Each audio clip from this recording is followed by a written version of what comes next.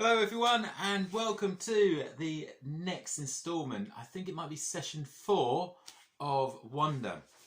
Now before we start, a big shout out to Bethany and to Heidi again, who have been in contact saying that they're really enjoying the book Wonder.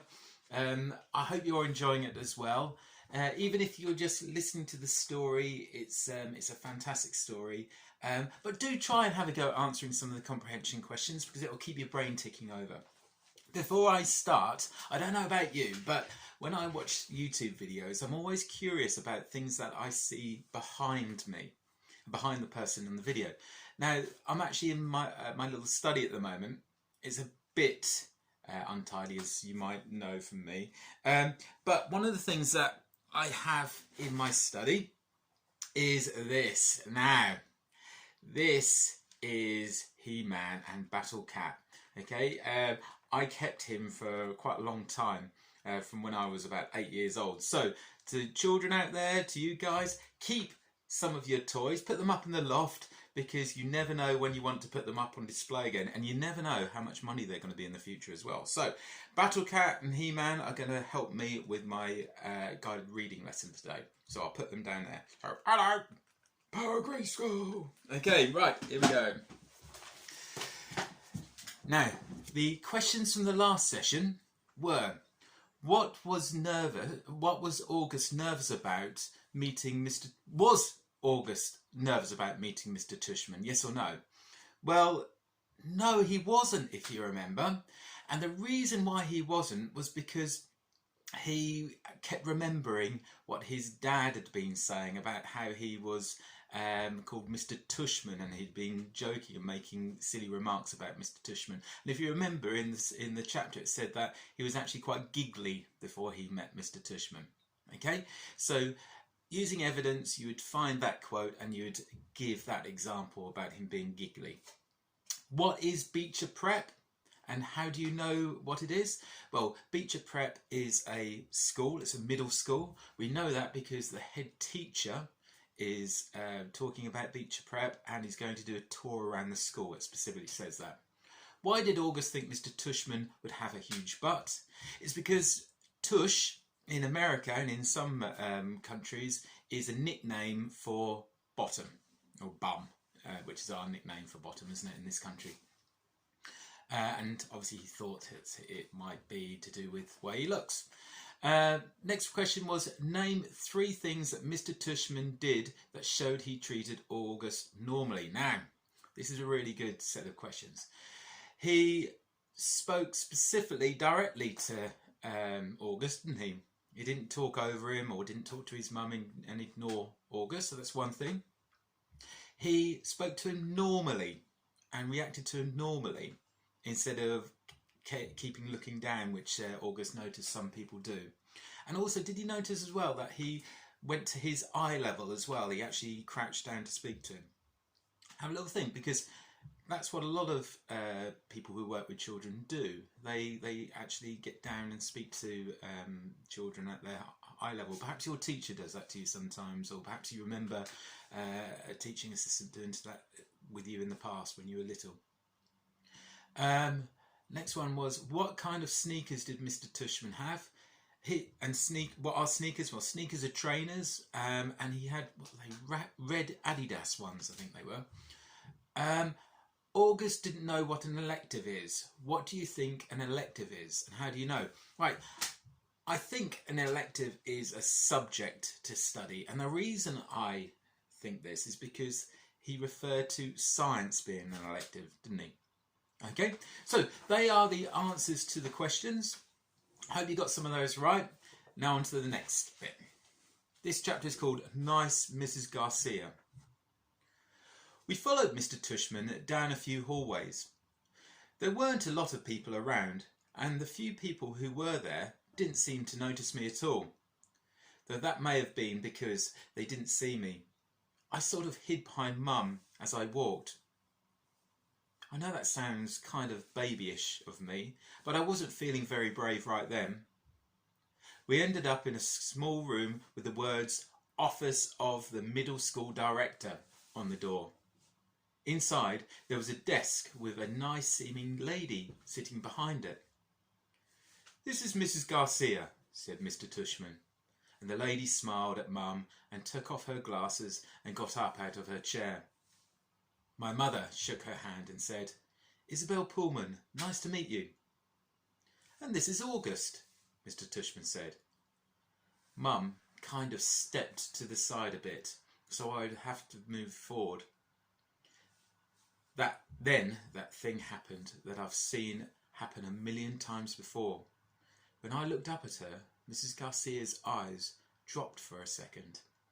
It was so fast no one else would have noticed, since the rest of her face stayed exactly the same. She was smiling, a really shiny smile. "Such a pleasure to meet you, August," she said, holding out her hand for me to shake. "Hi," I said quietly, giving her my hand, but I didn't want to look at her face, so I kept staring at her glasses, which hung from a chain around her neck. "Wow, what a firm grip," said Mrs Garcia. Her hand was really warm. "The kid's got a killer handshake," Mr Tushman agreed, and everyone laughed above my head. "You can call me Mrs G," Mrs Garcia said. I think she was talking to me, but I was looking at all the stuff on her desk now. "That's what everyone calls me, Mrs G. I forgot my combination, Mrs G. I need a late pass, Mrs G. I want to change my elective."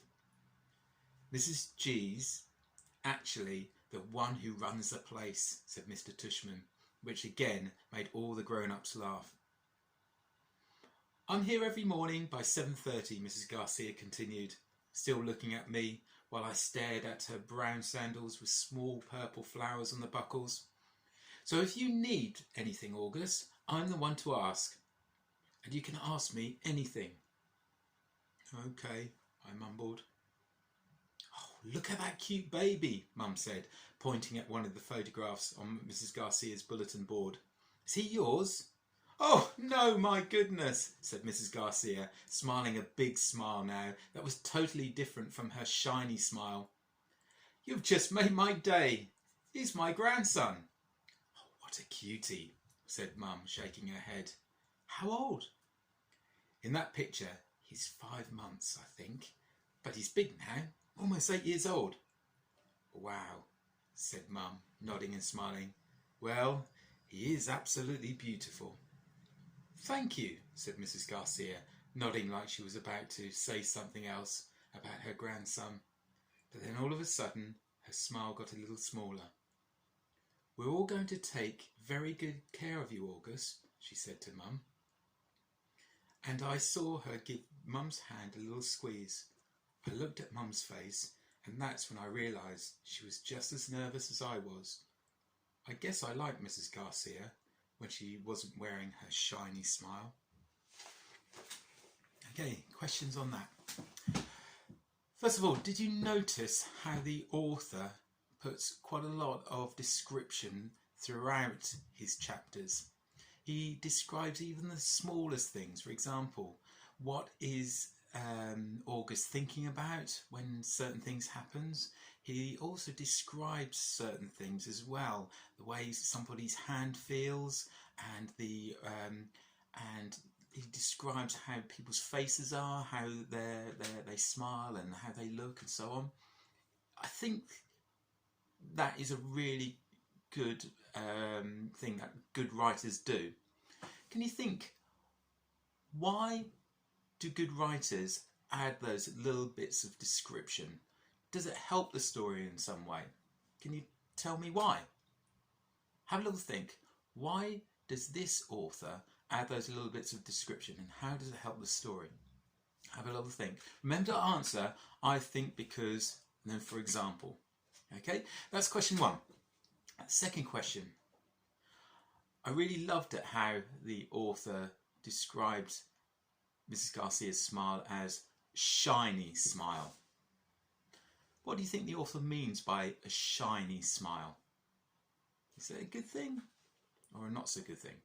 Have a little think. And finally,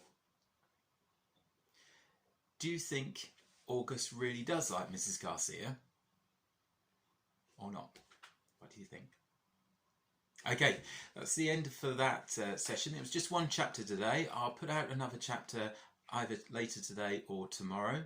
And the next chapter is Jack, Will, Julian and Charlotte. Now this is a really good one because it's where he is given a tour around the school by these three children. One of them isn't really a very nice character, but however the other one, or the other two, especially Jack Will, he becomes very, very close friends with. But I don't want to give the game away too much. Okay, hope you enjoyed that session, and I'll see you again tomorrow. Right, bye-bye. He's not a Hulk, is he? Goodbye, He-Man. Say bye-bye, and Battle Cat. Okay, bye-bye.